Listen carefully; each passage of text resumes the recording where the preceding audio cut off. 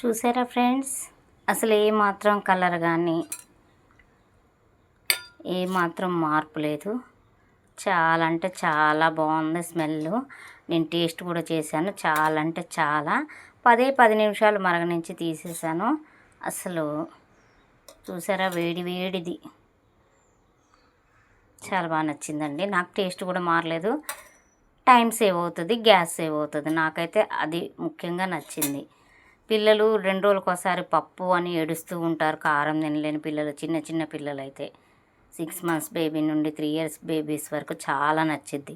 రెగ్యులర్గా మదర్ వాళ్ళు ఇబ్బంది పడకుండా ఈ ఇన్స్టెంట్ చేసుకోండి, చాలా బాగుందండి. పిల్లలకు కూడా 10 మినిట్స్లో త్వరగా అయిపోతుంది.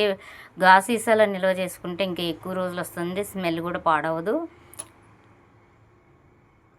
మంచి టేస్టీగా కూడా ఉంటుందండి. నేనైతే మిగిలినది మొత్తం అలాగే స్టోర్ చేసుకుంటాను గాజు బౌల్లో పెట్టుకొని.